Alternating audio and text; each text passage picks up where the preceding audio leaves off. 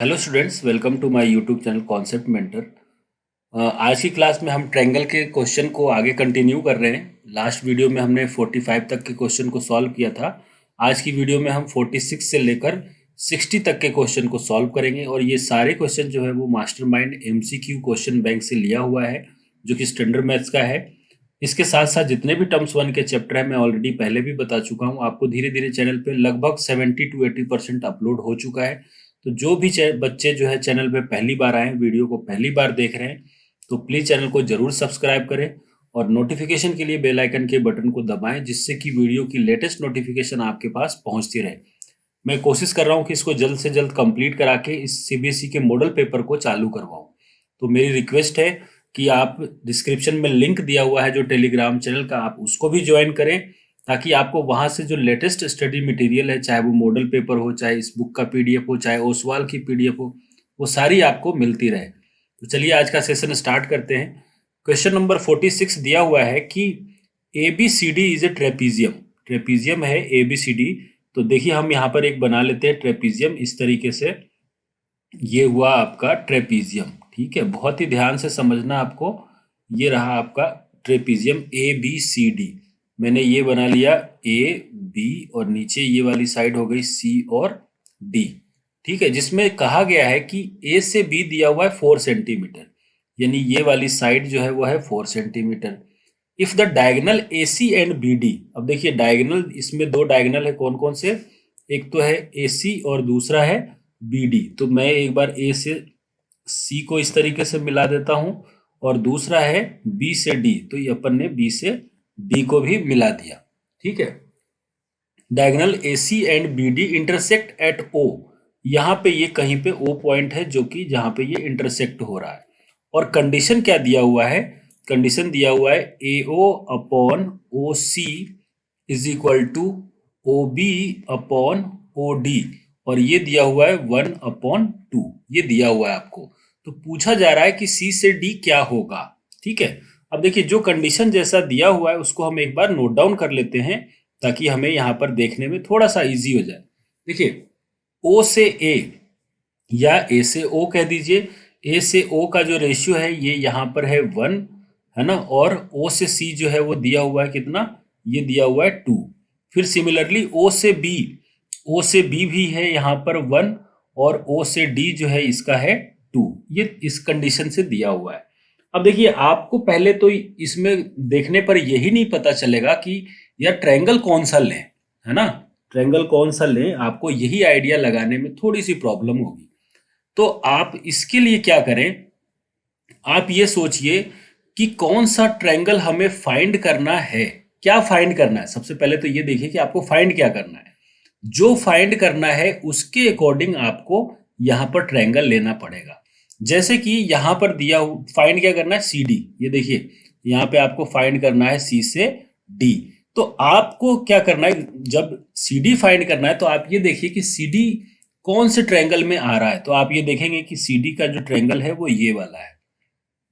अब अगर triangle C D जो साइड है जो हमें फाइंड करना है वो नीचे वाला ट्रायंगल है, तो हमारी ये कोशिश होगी कि इसके अपोजिट वाला जो ट्रायंगल है उसके साथ इसका रिलेशन निकाला जाए और इसको सिमिलर प्रूफ किया जाए, या कुछ इस तरीके से करें ताकि ये सॉल्व हो। तो हम यहाँ से जो ट्रायंगल ले रहे हैं, यहाँ पर दो ट्रायंगल अलग से हम यहाँ पे जो ले रहे हैं, कंसीडर कर रहे हैं। एक तो ट्रायंगल ले लेते हैं अपन, कौन सा, एक तो ट्रायंगल ले लेते हैं डी ओ सी, और एक ट्रायंगल ले रहे हैं अपन ट्रायंगल कौन सा, ए ओ बी। ये दो ट्रायंगल हमने कंसीडर कर दिया, ठीक है। जैसे जैसे मैं इस ट्रायंगल को अलग से भी बना के आपको यहाँ पर बता देता हूं कि कैसा क्या होगा। जैसे कि मान लीजिए मैंने ये ट्रायंगल बना लिया, इसको अलग से ही मैंने ड्रॉ कर दिया ताकि आपको थोड़ा सा क्लियर हो जाए, डाउट क्लियर हो जाए। देखिए ये साइड को रखा अपन ने डी और ये सी, और ये रखा मैंने ओ, मान लीजिए ऐसा हमने बनाया है। तो देखिए दूसरा जो ट्रायंगल बनेगा वो भी कैसा बनेगा, दूसरा ट्रायंगल मैंने बना लिया ये वाला। ओ तो ओ के पास ही रखा, जैसे ओ से यहाँ डी से सी आया था वैसे ही वहां पे ओ से ए से बी जा रहा है, तो हमने वो वाली साइड ले ली, ठीक है। यहां पर ए से बी दिया हुआ है 4, और जो पॉइंट यहां पे दिया हुआ है उसी को हम वहां पे लिख देते हैं। तो देखिए ए से ओ कितना दिया हुआ है, ए से ओ दिया हुआ है 1, उसके बाद ओ से सी कितना दिया हुआ है, ओ से सी दिया हुआ है 2, ठीक है। ओ से डी कितना दिया हुआ है, ओ से डी दिया हुआ है आपको 2, है ना। और यहां पर ओ से बी कितना दिया हुआ है, ओ से बी दिया हुआ है 1। अब आपको ये देखना है कि ये दोनों ट्रायंगल में जब ये कंडीशन फॉलो हो रहा है तो इनके बीच का रेशियो जो दिया हुआ है वो दिया हुआ है। एक तो ये समझिए कि दोनों में ओ, एंगल ओ और एंगल ओ, यहाँ पे दोनों में ये वाला एंगल, यहां से देखिए ये वाला एंगल और ये वाला एंगल दोनों में इक्वल है। यानी मैं ये लिख सकता हूं कि एंगल कौन सा, A O B equal to angle D O C, ये लिख सकते हैं अपन। देखिए जो भी चीजें लिए मैंने आपको सेम जैसा कंडीशन दिया हुआ वैसे ही मैंने ड्रॉ करके यहां पर बताया है। फिर दोनों में ये दिया लिखा मैंने ए ओ बी अगर इक्वल टू है डी ओ सी के, और रीजन दे दिया वर्टिकली अपोजिट एंगल, ठीक है। ये सारी चीजें मैंने लिखी है। अब अगर ये वर्टिकली अपोजिट एंगल है और जो कंडीशन दिया हुआ है कौन सा, A O upon O C is equal to O B upon O D is equal to 1/2, तो यहां बाई एस ए एस से कौन सा, बाई एस ए एस से triangle A O B similar हो जाएगा ट्रायंगल सी ओ डी के, ठीक है स्टूडेंट। यहां पर ये चीजें हमने लिखी है क्योंकि साइड करस्पॉन्डिंग साइड और एंगल आ रहा है तो हमने उसके अकॉर्डिंग यहां पर ये चीजें लिख दी। अब जब ये चीजें लिखी है अपन ने तो हमें सी डी निकालना है। सी डी कहां पे है भैया, ये देखो आप कि सी डी जो है वो ये रहा, सी से डी ये रहा, यानी कि फर्स्ट से थर्ड की तरफ चल रहे हैं अपन। और ये सारी चीजें जो मैं अभी फर्स्ट से थर्ड वाली बात बता रहा हूं, वीडियो का फर्स्ट पार्ट देखिए, वहां से बहुत अच्छे से समझ में आ जाएगा। जब हमने इस ट्रायंगल में फर्स्ट से थर्ड लिखा है तो मेरा मतलब ये है कि मैं पहले वाले में भी रेशियो फर्स्ट से थर्ड ही लूंगा। तो मैं यहाँ पे रेशियो लेता हूं ए से बी अपॉन सी से डी, जो कि इक्वल होगा, कोई सा भी ले लीजिए, मान लीजिए अपन ले लेते ए से ओ अपॉन सी से ओ। अब देखिए आपको क्या करना है, ए से बी आपको दिया हुआ है 4, सी से डी आपको निकालना है। ए से ओ दिया हुआ है कितना 1 और सी से ओ दिया हुआ है कितना 2, 1/2 देख लीजिए, A O upon O C is equal to 1/2। तो यहां से जो कंडीशन बन के आई, यहां से अगर आप क्रॉस मल्टीप्लाई करेंगे तो सी से डी की जो वैल्यू हो जाएगी वो 4 इंटू 2, यानी कि सी से डी का जो वैल्यू होगा वो 8 सेंटीमीटर, यानी कि ऑप्शन बी जो है इसका राइट आंसर हो जाएगा। तो आई होप आपको ये चीज समझ में आ गई होगी कि क्या हमने किया है और कैसे इसको फाइंड किया है। बढ़ते हैं नेक्स्ट क्वेश्चन की तरफ। क्वेश्चन नंबर 47, देखिए 47 भी बहुत अच्छा क्वेश्चन है, आप इसको समझें। और इस क्वेश्चन को अगर मान लीजिए अगर सिलेबस में हाइट एंड डिस्टेंस होता या नहीं भी है तो कोई बात नहीं, इसको अपन ट्रिग्नोमेट्री से भी सॉल्व कर सकते हैं, इसको अपन सिमिलर ट्रायंगल से भी सॉल्व कर सकते हैं। कंडीशन अलग अलग है जिससे कि अपन इसको सॉल्व कर सकते हैं। अब देखिए इसमें क्वेश्चन क्या कहा जा रहा है, इसमें कहा गया है कि a vertical stick of 12 centimetre long cast a shadow of 8 metre long. देखिए स्टिक की लंबाई कितनी है, ये है मान लीजिए स्टिक, और ये अपन मानते हैं कि ये 12 सेंटीमीटर का स्टिक है, ठीक है। और इसका जो परछाई बन रही है, मतलब शैडो जो बन रहा है, वो अपन ये मानते हैं कि ये 8 सेंटीमीटर का है। वैसे लग नहीं रहा, लेकिन आपको ये अज्यूम करना है कि ये 8 मीटर लॉन्ग है, और ये भी मीटर में है, ये भी 12 मीटर है, ठीक है। कि 12 मीटर की एक कोई वर्टिकल स्टिक है, इसको अपन नाम दे देते हैं ए बी और सी, ठीक है। ये हुआ अपना। दूसरा कह रहा है कि एक सेम टाइम, उसी टाइम पे सेम टाइम की बात हो रही है कि एक टावर की जो शैडो बन रही है वो 40 मीटर की बन रही है ना। एक टावर की जो फोटो बन रही है वो कितनी बन रही है, 40 मीटर की बन रही है। तो अपन एक टावर का यहाँ पे देखिए डायग्राम बना लेते हैं इस तरीके से। यहाँ से अगर हम डायग्राम बनाएंगे तो देखिए ये होगा, मान लीजिए ये टावर की लेंथ मान लेते हैं अपन इस तरीके से, और ये इसकी शैडो बन गई, ये बड़ी सी शैडो बनी है, और ये इसकी लेंथ कितनी है 40 मीटर की तो शैडो बनी है, 40 मीटर की शैडो बनी है, और ये पता नहीं है कि इस टावर की लेंथ कितनी है, और सेम टाइम की बात की जा रही है। तो इसको मैं लिख देता हूं P, ये Q और ये R। ठीक है। तो कहा जा रहा है कि हाइट ऑफ द टावर क्या होगा। अब आप समझें बहुत ध्यान से। देखिए, आप ये जानते हैं कि कोई भी चीज हो, चाहे वो स्टिक हो, वर्टिकली अगर ग्राउंड पे खड़ा है तो यहाँ एंगल जो होगा वो 90 डिग्री का होगा। ठीक है। तो यानी कि यहाँ पर भी एंगल कितने का होगा, 90 डिग्री का होगा। अब सेम टाइम की बात हो रही है। सेम टाइम का मतलब सूरज की रोशनी, मान लीजिए यहाँ पे सूरज की रोशनी इधर पड़ रही है, तो दोनों टावर पे सेम एंगल बनेगा। सेम एंगल का मतलब आपने पढ़ा होगा हाइट एंड डिस्टेंस में, क्योंकि सिलेबस तो बाद में चेंज हुआ, पहले तो पूरा सिलेबस ही आप कर रहे होंगे। तो किसी ने पढ़ा होगा हाइट एंड डिस्टेंस में, तो उसमें एंगल ऑफ इंसिडेंस या एंगल ऑफ इंक्लाइनेशन और एंगल ऑफ डिप्रेशन बोलते हैं। तो जब सूरज की रोशनी ऊपर से पड़ रही है तो ये वाला जो एंगल होगा ना, वही एंगल नीचे वाला भी होगा। और दोनों में सेम टाइम की बात हो रही है, तो यानी कि इस वाले में भी जितनी एंगल यहाँ पे बनेगी वही एंगल यहाँ पर भी होगा। इसका मतलब ये हुआ कि एक तो ये अपन ने कह दिया कि angle P is equal to angle A और इज इक्वल टू में ये कितना 90 डिग्री। रीजन, क्योंकि ये वर्टिकली ग्राउंड पे खड़ा है इस तरीके से। दूसरा एंगल कह दिया अपन ने angle B is equal to angle R, है ना। और रीजन क्या दे दिया, angle of depression. Angle of depression, या आप कह सकते हैं angle at the same time of the due to sun rise कह सकते हैं, या सनसेट, या due to sun condition, sun के अकॉर्डिंग जो कंडीशन है उसके अकॉर्डिंग जो है एंगल बी जो है वो आर के इक्वल है। यहाँ पर मैं लिख रहा हूँ एंगल ऑफ डिप्रेशन। यहाँ पर मैं इसको सही करके लिख देता हूँ। ये जो एंगल हुआ है वो एंगल ऑफ कौन सा है, डिप्रेशन, है ना। ये डिप्रेशन है, ये एंगल ऑफ डिप्रेशन। ठीक है। तो बाई ए प्रॉपर्टी से आप क्या कह सकते हैं कि ट्रायंगल, मान लीजिए मैं यहां से लिख रहा हूं हाइट ऑफ द टावर चाहिए, तो मैं यहां से क्या लिख रहा हूं कि triangle P Q R similar to, देखिए मैंने यहां से स्टार्ट किया, पी से क्यू पे गया, क्यू से आर पे आया हूं, तो सिमिलरली वहां से भी स्टार्ट करना है कि यहां से लिख सकते हैं कि ट्रायंगल ए सी बी, ये दोनों क्या होंगे, सिमिलर होंगे। अगर ये सिमिलर हैं तो रेशियो आप लिख दीजिए। तो यहां से लिखेंगे पी क्यू अपॉन ए सी, जो इक्वल होगा किसके, वो होगा पी आर। पी आर का मतलब फर्स्ट से थर्ड, तो ए से बी भी यहां पर लेंगे फर्स्ट से थर्ड। पी आर अपॉन कौन सा, P R upon A B, ये कंडीशन आपने यूज कर लिया। तो देखिए पी क्यू तो आपको फाइंड करना है, ठीक है, और ए सी दिया हुआ है आपको 12 metre is equal to P से आर दिया हुआ है 40, है ना, और ए से बी आपको 8 दिया हुआ है।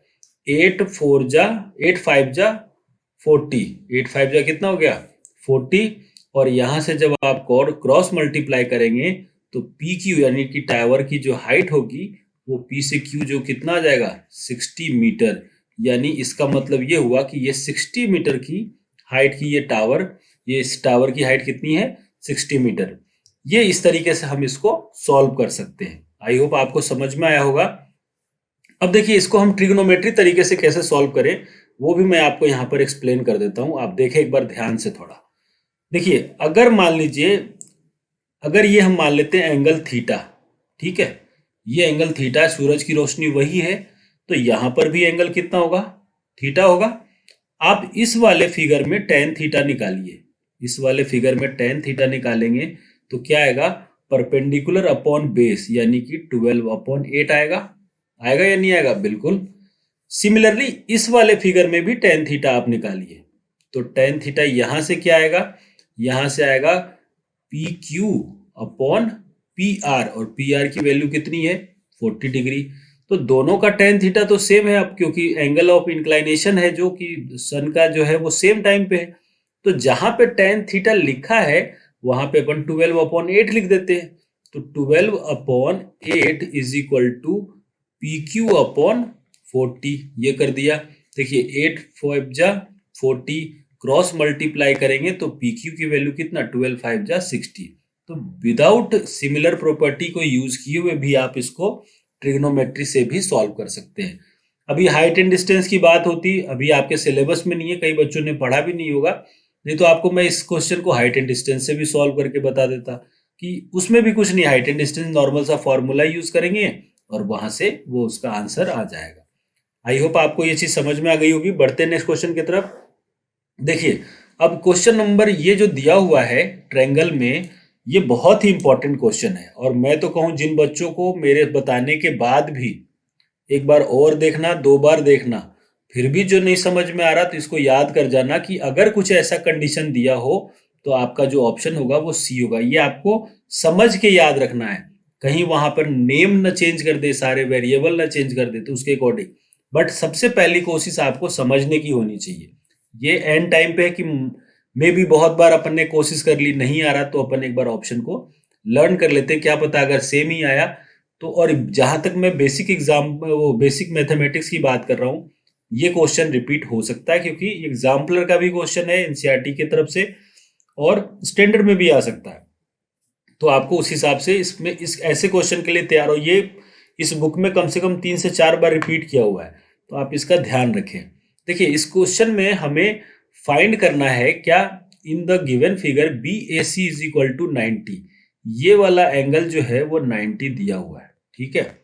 और AD जो है वो परपेंडिकुलर है BC के, और AD जो है वो BC के परपेंडिकुलर है, यानी ये भी 90 है और ये भी 90 है, ठीक है ना।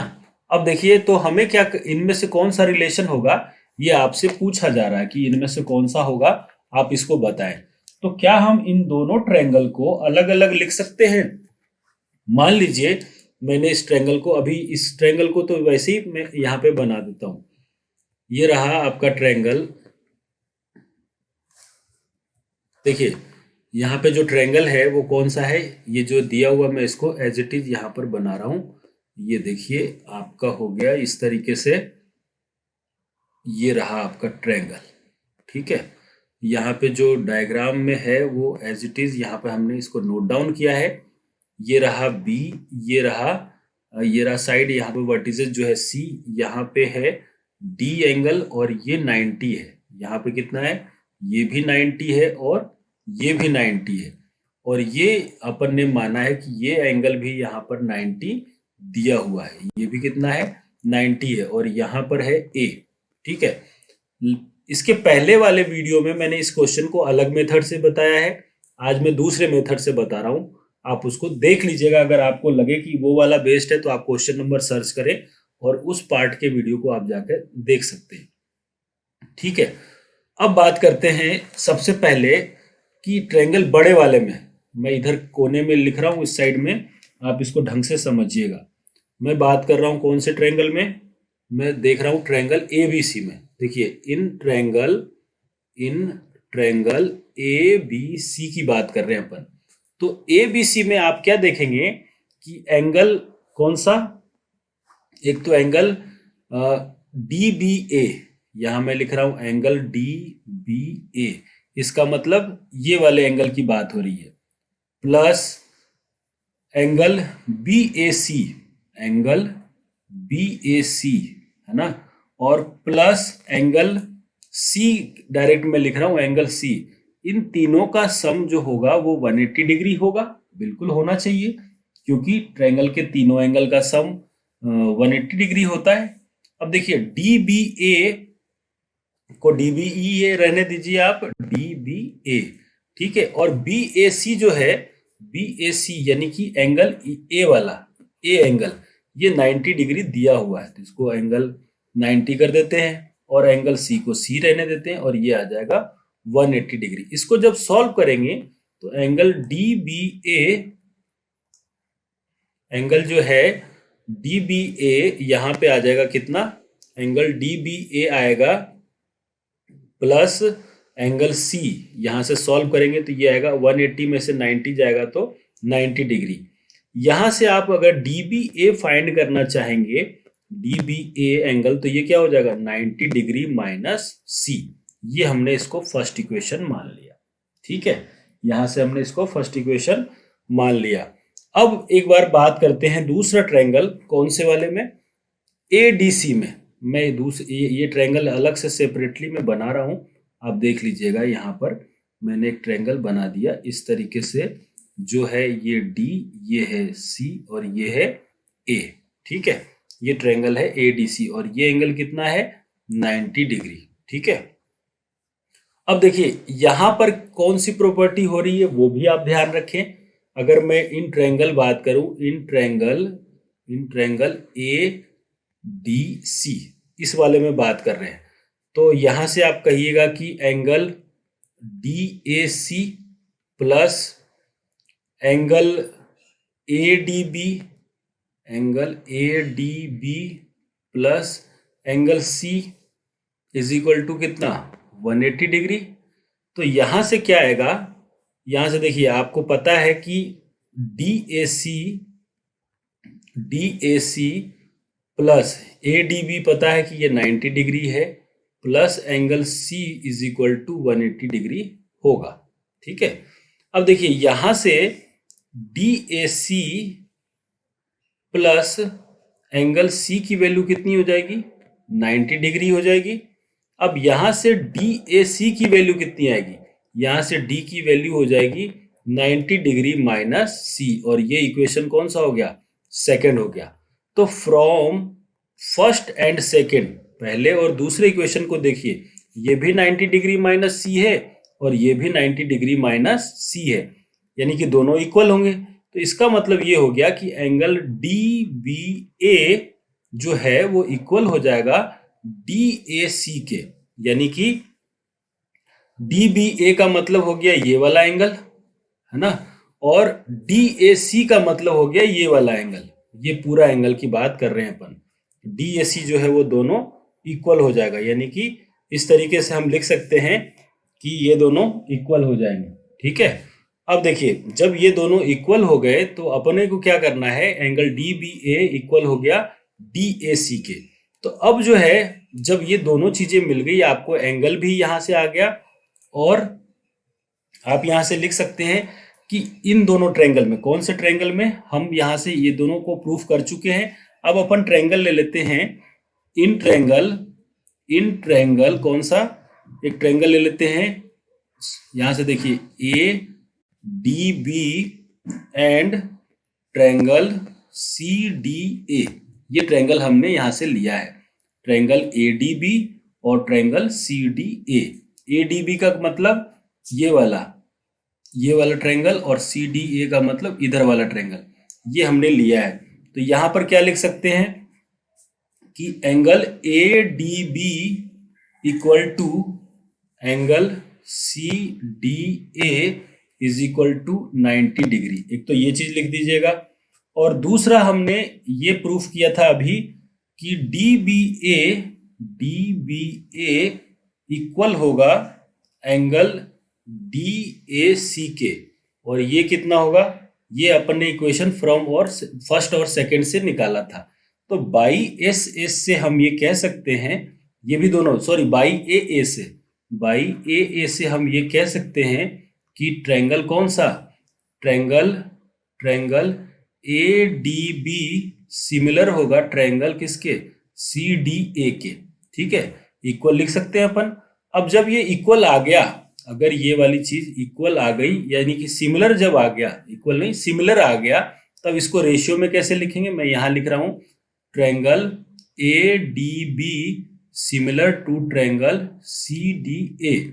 यहां से रेशियो में कैसे लिखेंगे, तो देखिए यहां से हमने लिया फर्स्ट और सेकंड, तो यहां से भी फर्स्ट और सेकंड को लीजिए, यानी कि A D upon C D is equal to first और लास्ट, सेकंड और थर्ड लिया है तो यहां से भी सेकंड और थर्ड लीजिए, तो यहां से सेकंड और थर्ड हो जाएगा D B upon A D, cross multiply करेंगे तो ये आ जाएगा ए डी का square is equal to D B या B D into C D. तो ये आपका फाइनल आंसर होगा, और अगर देखेंगे तो यहाँ पे कौन सा ऑप्शन सी इसका राइट आंसर हो जाएगा। तो ये बहुत ही बेसिक सा क्वेश्चन था, और ये इसी बुक में दो तीन जगह पूछा गया है, तो आप इसकी रिलेशन को याद रखें, समझें किस तरीके से हमने यूज किया है। कोई भी प्रॉब्लम हो तो आप उसको दोबारा रिपीट करके देखें, खुद से प्रैक्टिस करें।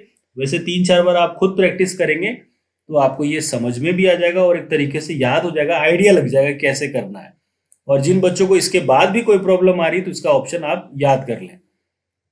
क्वेश्चन नंबर 49 की तरफ बढ़ते हैं। देखिए 49 में क्या कह रहा है, if in two triangles A B C and P Q R. देखिए यहाँ पर ट्रायंगल दिया हुआ कौन सा, एक तो है ट्रायंगल ए बी सी और दूसरा ट्रायंगल है ट्रायंगल कौन सा, पी क्यू आर। ये दो ट्रायंगल दिए हुए हैं जिसमें कहा जा रहा है कि A B upon Q R, ठीक है, A B upon Q R is equal to B C upon P R और is equal to C A upon P Q, C A upon P Q. ये दिया हुआ है, इन सबके बीच में ratio क्या है, इक्वल है। अब ये जो दिया हुआ है ना दो, जरूरी नहीं है कि ट्रायंगल इसी फॉर्मेट में हो। अगर रेशियो ऐसा है A B upon Q R, B C upon P R और C A upon P Q, तो हम यहाँ से ऑप्शन के अकॉर्डिंग चेक करेंगे कि किसमें ये वाला कंडीशन सही हो रहा है। मान लीजिए ऑप्शन ए चेक करते हैं, तो यहाँ पर क्या दिया हुआ है, triangle P Q R similar to triangle C A B. एक बार अगर ये दोनों सिमिलर है तो इसके रेशियो प्रोपोर्शनल वाला कंडीशन लिखते हैं। अगर लिखने पर ये ऐसा ही आ जाता है तो यही इसका आंसर हो जाएगा। तो सबसे पहले देखिए फर्स्ट और थर्ड पी क्यू और यहाँ फर्स्ट से थर्ड सी ए, तो पी क्यू अपॉन सी ए चेक कर लीजिए, पी क्यू अपॉन सी ए है क्या, बिल्कुल पी क्यू अपॉन सी ए है। आप इसको उल्टा भी लिख सकते हैं, may B C A upon P Q लिखा होगा। अगर ये इनवर्स रिवर्स आया है तो सारे रिवर्स आने चाहिए, ठीक है ना। इसका मतलब ये हुआ कि हमने सबसे पहले ये वाला ट्रायंगल कंसीडर कर दिया और कोई डिफरेंस नहीं है। आप पैरेलल में इसको ऐसे भी लिखे चलिए, सी ए अपॉन पी क्यू, ठीक है। दूसरा चीज सेकेंड थर्ड और इधर से सेकेंड थर्ड लेते हैं, तो यहां से सेकेंड थर्ड लेंगे, तो यहां से सेकेंड थर्ड लेंगे तो ये आएगा क्यू आर और यहां से सेकेंड थर्ड लीजिएगा तो ये आएगा ए बी। अब देखिए ये भी अगले में उल्टा होगा, है ना, बिल्कुल उल्टा है ये वाला टर्म। देखिए तो इसको हम ऐसे भी लिख सकते हैं कि A B upon Q R, but depend कर रहा है यहाँ पे ट्रायंगल के ऊपर। दूसरी चीज कही जा रही है कि हमने फर्स्ट से सेकंड ले लिया, सेकंड से थर्ड ले लिया, अब फर्स्ट से सेकंड ले ले, फर्स्ट से लास्ट ले लेते हैं ना, फर्स्ट से थर्ड।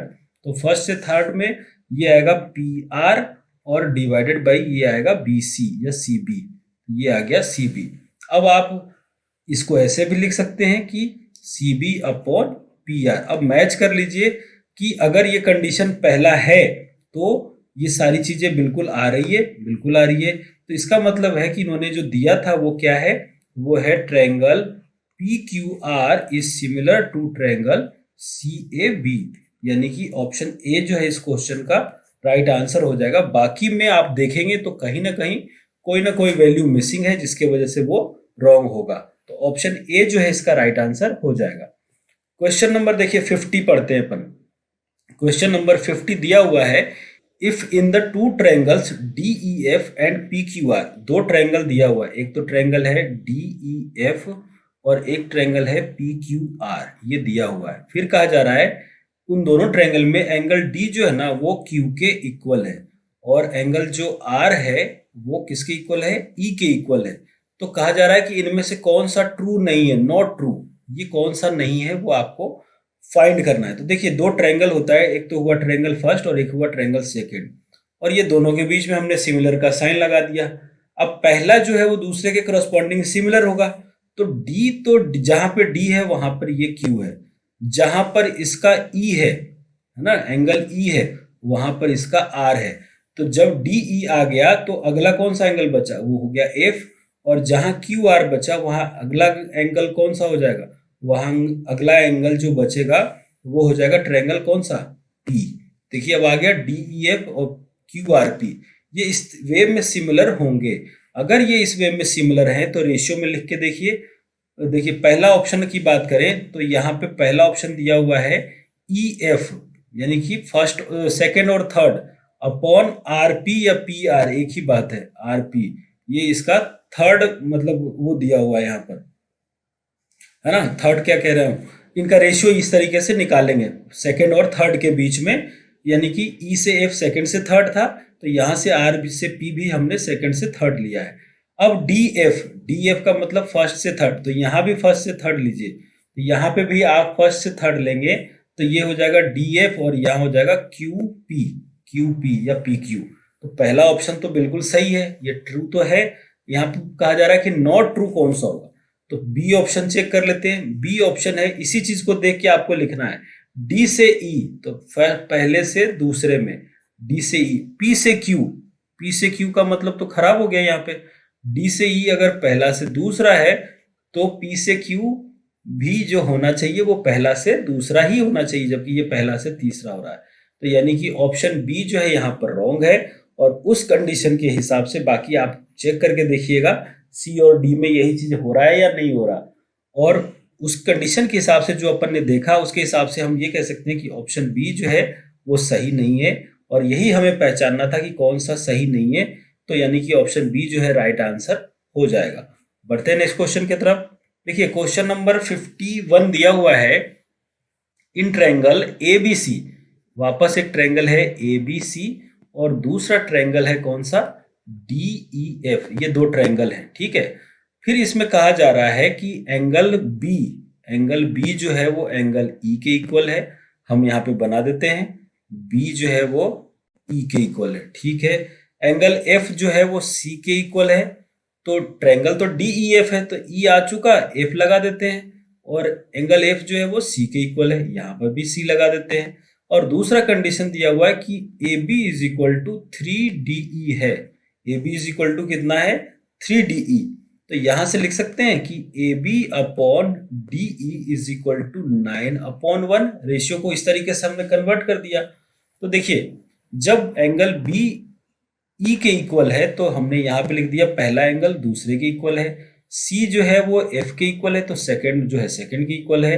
अब बच गया ए, तो ए को आगे लगा देते हैं। और इधर बच गया डी, तो डी को भी यहां लगा देते हैं। और ये हो गया ऑप्शन। अब देखिए यहाँ पे कहा गया है कि कौन सा है इसमें से सही हो सकता है। तो देखिए सही होने की बात बताऊं मैं आपको, तो एंगल के बारे में तो देख लिया, ये करस्पॉन्डिंग साइड का रेशियो है। तो A B upon D E, मान लो ए बी अपॉन डी, मैं यहां से ट्रायंगल बना के भी बता देता हूं कि मान लो A B upon D E, ये रहा यहां से ए बी और सी, और इस पे अपन ने बना दिया साइड। यहाँ पे दिया हुआ ट्रायंगल कौन सा, दूसरा ट्रायंगल बना लेते हैं। ए बी सी हमने लिखा, दूसरा ट्रायंगल बना लेते हैं यहाँ से इस तरीके से, डी ई और एफ, ये बनाया अपन ने। और इन सब के बीच में रेशियो दिया हुआ है, A B upon D E है 3:1, यहाँ से 3:1 है। तो ये देखिए ये दोनों चीजें सिमिलर हो सकती है, कॉन्ग्रेंट नहीं हो सकता। रीजन कि अगर एंगल की बात नहीं कर रहा, अगर कॉन्ग्रेंट होता तो ये जो रेशियो है ना 3:1 लिखा हुआ, ये 3:1 में ना होकर किसी दूसरे वैल्यू के अंदर ये होती। तो इस तरीके से हम यहाँ पर कह सकते हैं कि ये दोनों जो ट्रायंगल है वो कॉन्ग्रेंट नहीं है, सिमिलर होंगे। तो यहाँ पर जो है देखिए ऑप्शन क्या दिया हुआ है, कॉन्ग्रेंट बट नॉट सिमिलर। ये बिल्कुल गलत है, सिमिलर तो होगा, कॉन्ग्रेंट नहीं होगा। सिमिलर बट नॉट कॉन्ग्रेंट, ये चेक कर सकते हैं अपन। और बाकी देख लीजिए, ना ही कॉन्ग्रेंट है ना ही सिमिलर है, ये बिल्कुल रॉन्ग है।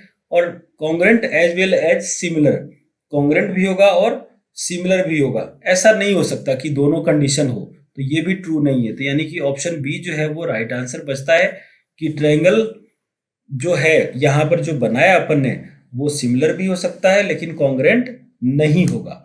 बढ़ते हैं नेक्स्ट क्वेश्चन की तरफ। क्वेश्चन नंबर 52 है कि if in triangle A B C और डी ई एफ, दो ट्रायंगल दिया हुआ है ए बी सी और दूसरा ट्रायंगल है डी ई एफ, ये दो ट्रायंगल दिए हुए हैं। और इन दोनों के बीच में एक कंडीशन भी दिया हुआ है, क्या कि A B upon D E जो इक्वल है B C upon F D के। और ये कह रहा है कि ये सिमिलर हो सकते हैं, कब, ये कंडीशन यहां पर दिया हुआ है। तो आप ये जो दो रेशियो लिया दिया हुआ ना उसके हिसाब से क्या लिखिएगा, इनको अगर ट्रायंगल को में रिप्रेजेंट करना होगा तो आप क्या लिखेंगे। मैं मान लीजिए ट्रायंगल बना देता हूं, यहां से देखिए 2-3 तरीके हैं इसको समझने का, आप बहुत ध्यान से समझिए। ये ए है, ये बी है, ठीक है, और ये मान लीजिए मैंने सी बना दिया। और दूसरे ट्रायंगल का जैसा इसमें बनाया मैं वैसा ही आपको उधर भी बनाना है। तो यहाँ पर डी है, ये ई है, तो ये एफ हो गया, ठीक है। क्योंकि देखिए यहाँ मैंने इसलिए बनाया है क्योंकि यहाँ लिखा हुआ है ए बी का जो करस्पॉन्डिंग साइड है ना वो डी ई है, तो ए बी का करस्पॉन्डिंग साइड ये, तो डी ई भी ए। बी सी का करस्पॉन्डिंग साइड है ना वो एफ डी है, तो BC का जो क्रॉसपोंडिंग साइड है वो F से D होना चाहिए। यहाँ पे देखिए रीजन दिया हुआ है कि BC से क्रॉसपोंडिंग जो है वो कौन सा होना चाहिए, FD। BC से क्रॉसपोंडिंग FD होना चाहिए। इसका मतलब क्या हुआ, इसका मतलब ये हुआ कि अगर BC FD के क्रॉसपोंडिंग हो रहा है, इसका मतलब ये हुआ कि एंगल B जो है, एंगल B जो है वो D के इक्वल होना चाहिए। अब मैं इसको आपको एक तरीका और बता देता हूं, आप ये देखिए।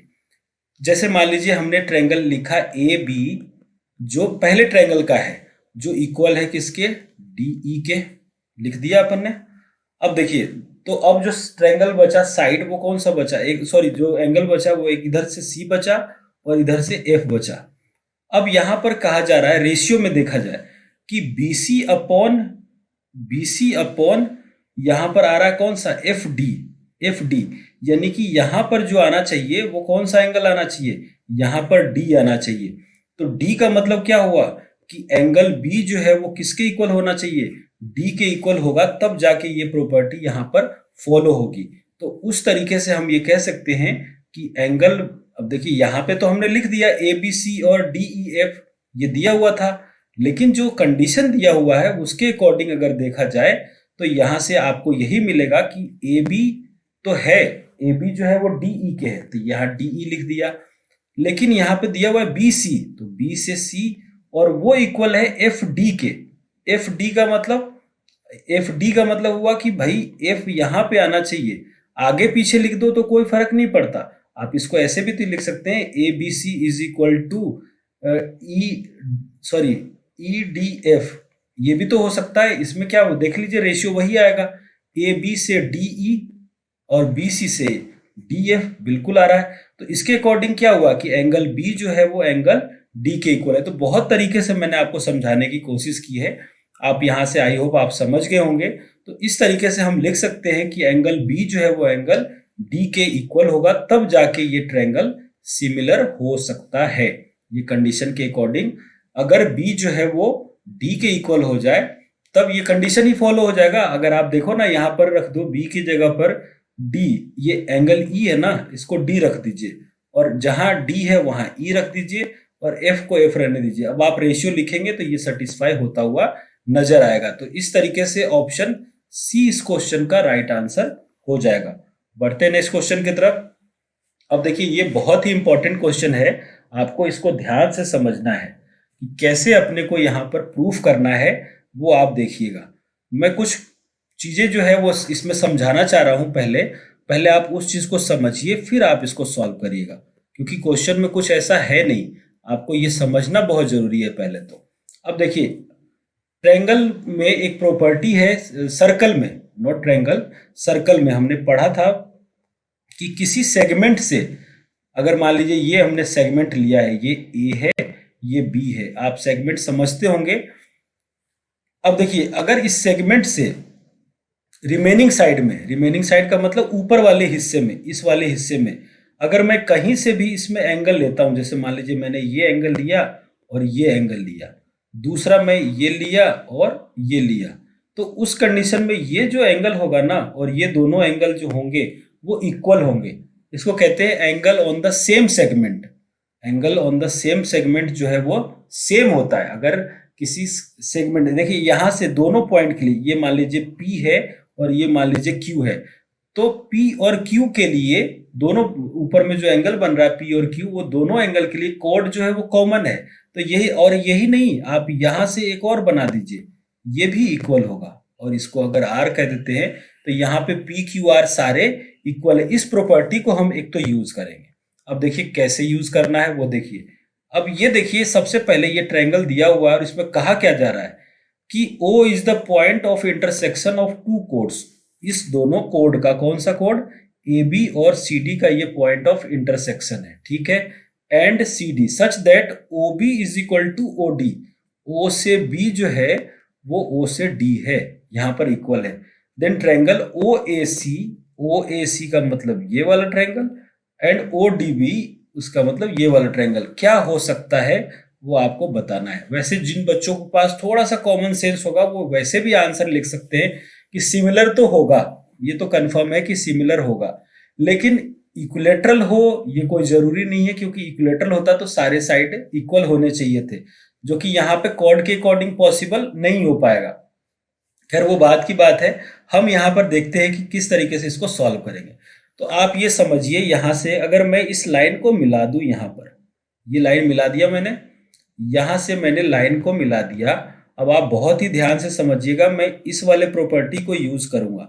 अगर मान लीजिए BC एक कोड होता तो इससे एक लाइन सेगमेंट ये नहीं बन रहा क्या? आप देखें ध्यान से, ये देखिए ये बना, ये वाली चीज यहां से यहां तक आया और इसी से एक ये वाला आया है, देखिए बिल्कुल यही मैंने बनाया। तो ये दोनों सेम सेगमेंट में हुए या नहीं हुए? तो इसका मतलब ये हुआ कि एंगल A, यहां से मैं लिख सकता हूं कि एंगल A इक्वल हो गया एंगल D के।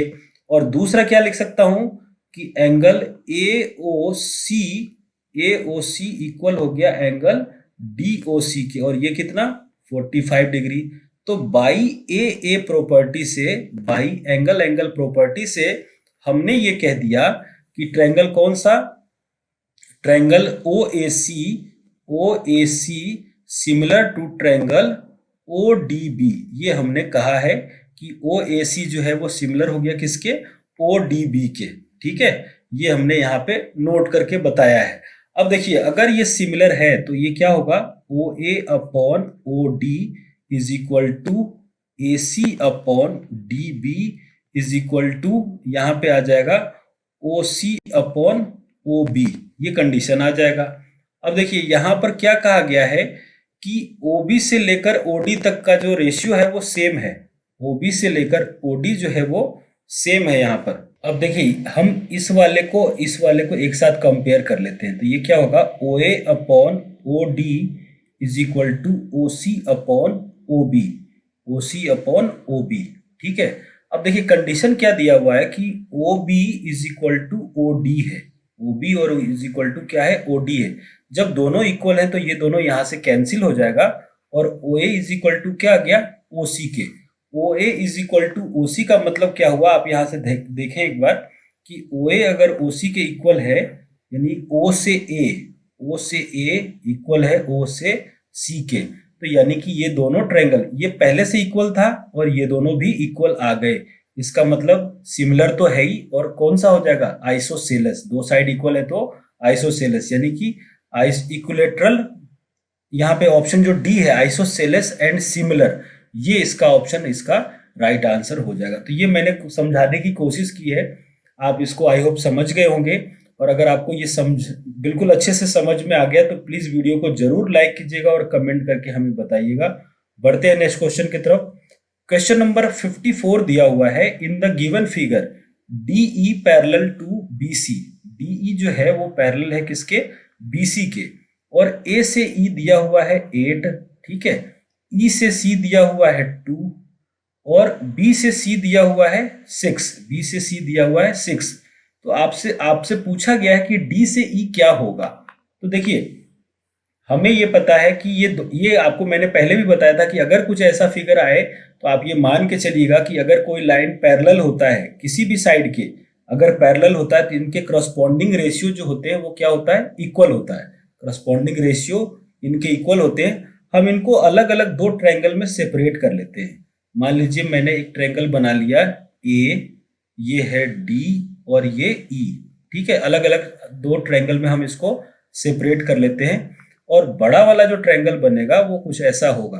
देखिए ट्रायंगल क्या आएगा, ये तो आएगा A, ये आएगा B और ये आएगा C। ये हमने कर दिया।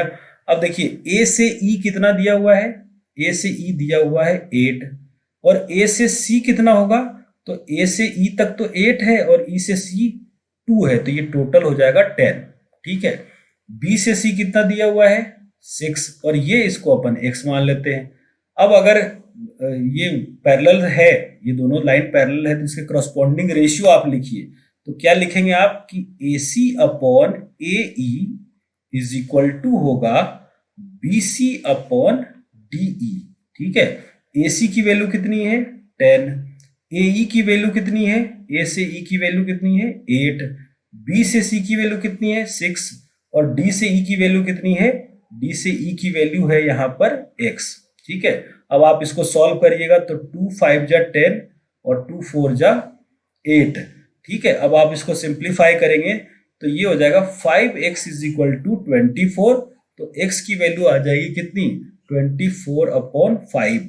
अब देखिए इसको जब सॉल्व करेंगे तो x की वैल्यू कितना हो जाएगा, 5 4 जा 20 और 5 5 जा 25। तो 25 टाइम्स में तो ये ज्यादा हो रहा है, तो 5 4 जा 24। यहाँ हो गया कितना, ये 0, ये बच गया 4 और 4 के बाद फिर डेसिमल लगेगा, तो यानी कि यहाँ पर 40 हो गया। तो 4.8 सेंटीमीटर एक्स का ये आंसर हो जाएगा, यानी कि डी ऑप्शन इस क्वेश्चन का राइट आंसर हो जाएगा। बढ़ते हैं नेक्स्ट क्वेश्चन की तरफ। देखिए एक तरीका और मैं आपको बताता हूं इसको सॉल्व करने का। आप ये देखिए कि यहां पर आप देख सकते हैं कि टोटल से अगर मान लीजिए बात करा जाए कि इसका रेशियो 8 से लेके कंप्लीट कितना है, तो ये 8/10 है। आप देखें यहाँ पर ये पूरा 8 और यहां से यहां कंप्लीट 10। तो उसी तरीके से ये वाला रेशियो इससे होगा, यानी कि ये इक्वल होना चाहिए x/6 के। अब ये इसका रेशियो कितना है, यहां से देखिए ये आपको निकालिएगा डायरेक्ट, तो ये आएगा, डायरेक्ट मैं बता रहा हूं, ये पूरा करने की नीड नहीं है। तो यहां से देखिए ये आएगा 2 4 जा 8, 2 5 जा 10। ठीक है, इसको वापस मल्टीप्लाई करिए तो 5x is equal to 24, x is equal to 24/5। इसको सॉल्व करेंगे तो वही x इज इक्वल टू 4.8 आएगा। तो ये भी तरीका है, आपने यहां से यहां रेशियो, और इसको है कि मैंने बहुत बेसिक तरीके से बता दिया कि कुछ भी नहीं हो तो ये तो बिल्कुल समझ में आएगा ही सही। बढ़ते हैं नेक्स्ट क्वेश्चन की तरफ। देखिए अब ये ट्रायंगल, इसके बारे में देखना, ये भी बहुत इंपॉर्टेंट क्वेश्चन है। इसको आप समझिए कि triangle if PQR is an equilateral triangle. मान लीजिए ये हमने एक इक्विलेटरल ट्रायंगल बना लिया, ये रहा ट्रायंगल, ये है P, ये Q और ये R, इक्विलेटरल ट्रायंगल है, जिसमें कहा जा रहा है कि PX जो है वो परपेंडिकुलर है QR पे। इससे एक परपेंडिकुलर ड्रॉ कर दिया, ये है PX। ठीक है, यानी कि ये एंगल हो गया कितना, 90 डिग्री। अब ये पूछा जा रहा है कि PX² इज इक्वल टू क्या होगा।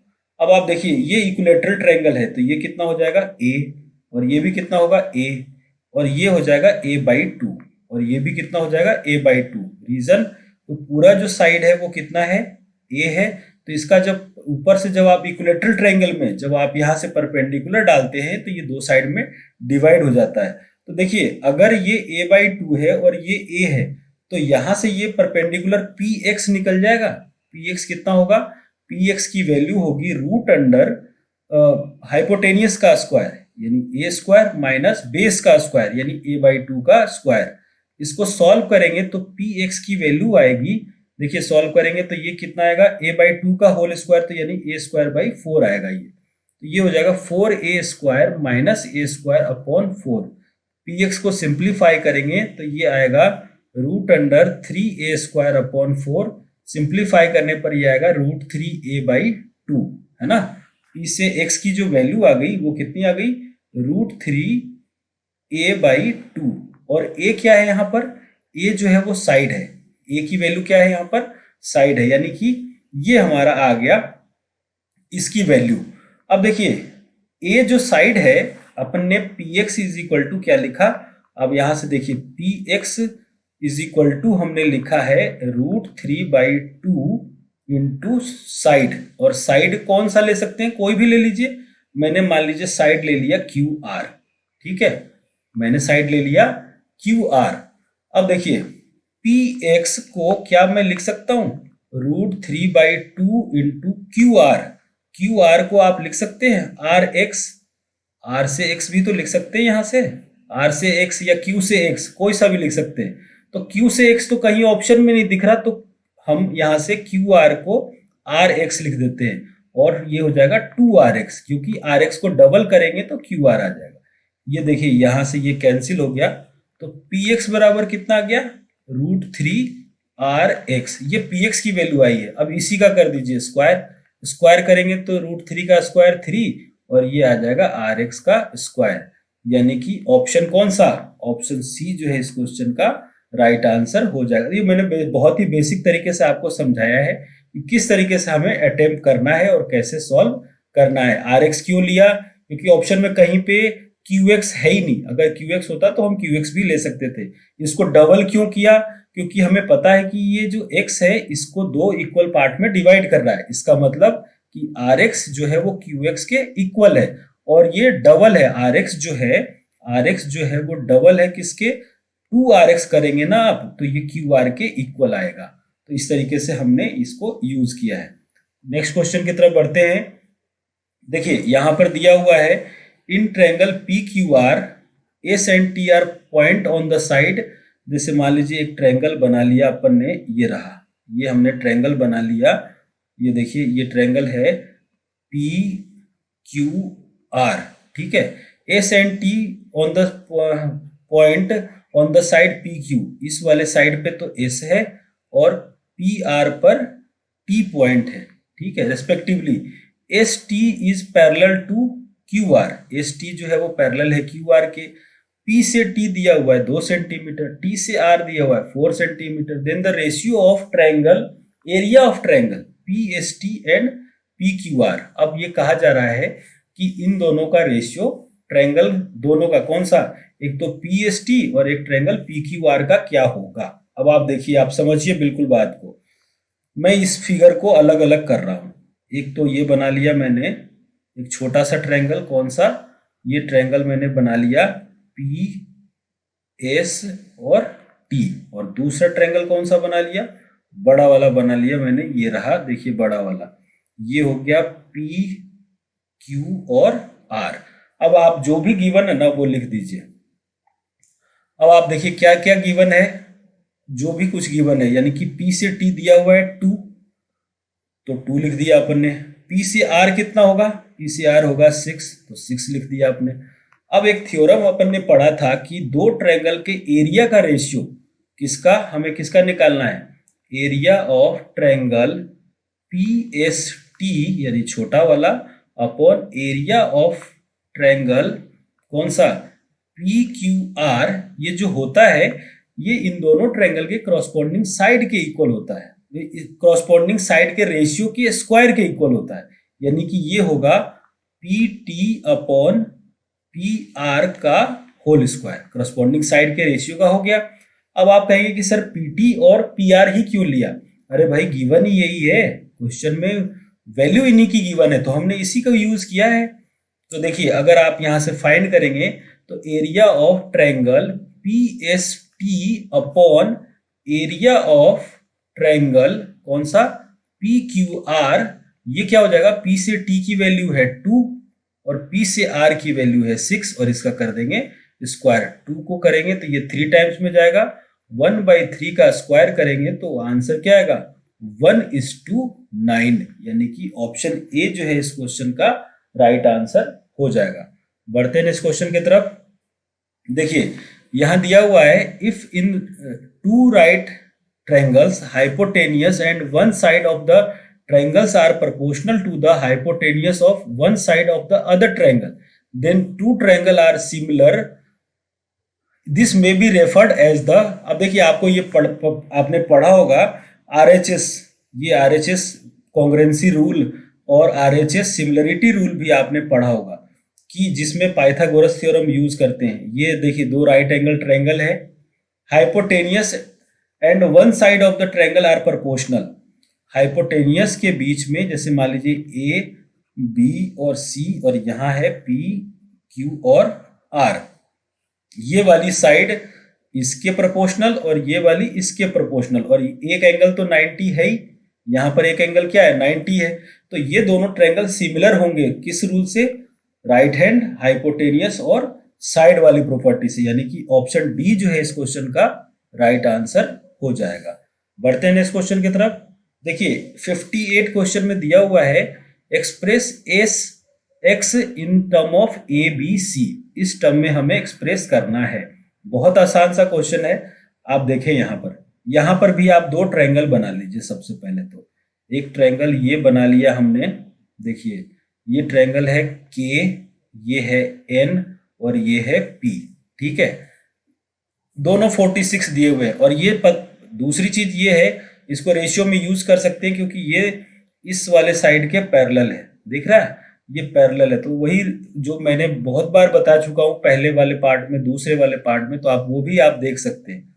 तो यहां पर ये दिया हुआ है सी, ये वाला क्या दिया हुआ है सी, और ये वाली चीज दी हुई है एक्स। अब दूसरा ट्रायंगल बना लीजिए जो है, देखिए ये ट्रायंगल है इस तरीके से, ठीक है ना, ये ट्रायंगल हमने बना दिया, और ये है आपका के और ये है एल। अब जो है उसके हिसाब से लिया है, ये वाली साइड है ए और ये है एम, तो ये पूरा क्या हो जाएगा के से एम, ये हो जाएगा बी प्लस सी, ठीक है। अब करस्पॉन्डिंग साइड का रेशियो ले लीजिए, इसका मतलब ये हुआ कि जो रेशियो एन से के का होगा वही रेशियो के से एम का होगा, जो रेशियो पी से एन का होगा, है ना, वही रेशियो एल से एम का होगा। मैंने छोटा वाला ट्रायंगल यूज पहले किया है और बड़े वाले को बाद में किया। आप चाहें तो बड़े वाले को पहले रेशियो ले लीजिए, छोटे वाले को, उससे कोई फर्क नहीं पड़ता, सिर्फ करस्पॉन्डिंग साइड का रेशियो आपको ध्यान में रखना है। अब देखिए जो जो पॉइंट है वो लिख दीजिए। एन से के कितना दिया हुआ है, एन से के दिया हुआ है सी, और के से एम कितना है, के से एम है बी प्लस सी, ठीक है, इज इक्वल टू पी से एन कितना है एक्स, और एल से एम कितना है ए। आपको एक्स की वैल्यू निकालनी है, तो यहां से क्रॉस मल्टीप्लाई कर दीजिए, तो ए सी इज इक्वल टू हो जाएगा एक्स इंटू बी प्लस सी। तो यहां से x की जो वैल्यू आ जाएगी वो होगी ए सी अपॉन बी प्लस सी, ये आपका आंसर हो जाएगा। आप ऑप्शन चेक कर लीजिए, x is equal to A C upon B plus C, यानी कि ऑप्शन बी जो है इस क्वेश्चन का राइट आंसर हो जाएगा। बढ़ते हैं नेक्स्ट क्वेश्चन की तरफ। यहां पे लिखा हुआ है which of the following statement is false, कौन सा स्टेटमेंट फॉल्स है। All isosceles triangles are similar. अगर मान लीजिए मैं इधर देखता हूं, देखिए यहां से आप पहले समझिए, ये ट्रायंगल है ए बी और सी, ठीक है। मैंने मान लीजिए ये लिख दिया 2, ये लिख दिया मैंने 2 और ये लिख दिया मैंने 5, ये आइसोसेलेस ट्रायंगल है। दूसरा मैं मान लेता हूं यहां पर कि ये ट्रायंगल है ए, ये है बी और ये है सी, और मैंने क्या किया, इस तरीके से मैंने लिख दिया यहां पर 3, यहाँ पर 3 और ये यहाँ पर मैंने लिख दिया यहाँ पर इसको 7, ठीक है। दोनों आइसोसेलेस ट्रायंगल हैं, लेकिन आप ये बताइए कि क्या इसके करस्पॉन्डिंग साइड्स इक्वल हैं, रेशियो इक्वल है। क्या सारे आइसोसेलेस ट्रायंगल सिमिलर हो सकते हैं।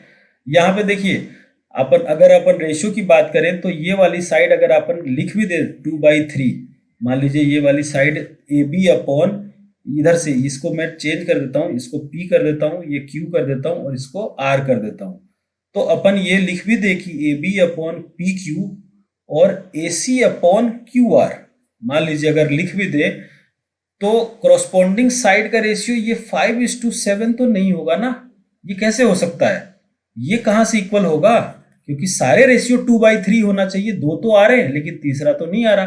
तो यहां से यही स्टेटमेंट फॉल्स है कि यहाँ पे पहला स्टेटमेंट तो अपने को ये दिखा कि all isosceles triangle are similar. तो इस तरीके से हम ये कह सकते हैं कि ऑल आइसोसेलेस ट्रायंगल्स आर जो सिमिलर लिखा हुआ है ये एक फॉल्स स्टेटमेंट है, ये पॉसिबल नहीं हो सकता। दूसरा स्टेटमेंट है कि all quadrilateral triangle are similar. Quadrilateral कुछ भी हो सकता है, एक स्क्वायर भी हो सकता है, एक रेक्टेंगल भी हो सकता है। ये देखिए ये दोनों सिमिलर ट्रायंगल हैं, आप प्रूफ कर सकते हैं। ये कॉमन पार्ट हुआ, ये दोनों 90 होते हैं, है ना। दो चीजें आ गई, एक चीज और अभी आप बता सकते हैं यहाँ पर कि डायगोनल का जो लेंथ है वो दोनों का सेम है, तो ऐसे है। ये भी देखिए ये वाली साइड इसके इक्वल है, ये वाली, तो बहुत तरीके हैं, ये आप प्रूफ कर सकते हैं कि ये दोनों सिमिलर होंगे। ऑल सर्कल सिमिलर होते हैं और रन ऑफ द ए, तो यहाँ पर ए जो ऑप्शन होगा वो इसका राइट आंसर होगा, क्योंकि सारे आइसोसेलेस ट्रायंगल वो सिमिलर नहीं हो सकते। बढ़ते हैं नेक्स्ट क्वेश्चन की तरफ। आज के सेशन का जो लास्ट क्वेश्चन है वो दिया हुआ है, if the ratio of the perimeter of 2 triangles is 4:25। अब देखिए पेरीमीटर का क्या रिलेशन होता है, मैं आपको यहाँ पे लिख देता हूँ। Perimeter of triangle A B C, मान लीजिए मैंने ए बी सी लिखा है, और दूसरा मैंने लिखा है perimeter of triangle P Q are, मैंने ये लिखा है।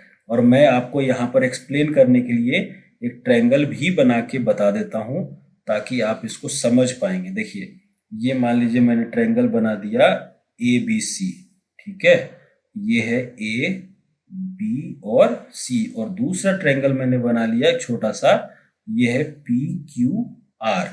दोनों के जो पेरीमीटर का जो रेशियो होगा ना, वो क्या होगा वो आप देख लीजिए। AB upon PQ is equal to BC upon QR is equal to AC upon PR, ये होगा।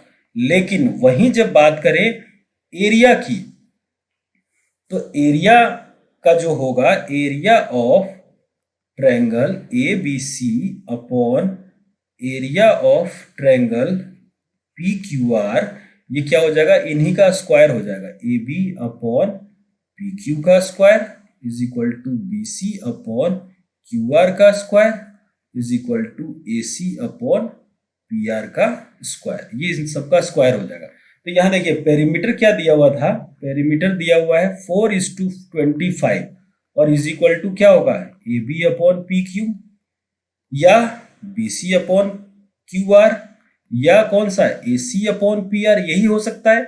यानी इन सब का रेशियो क्या है, 4:25 है, 4/25 है।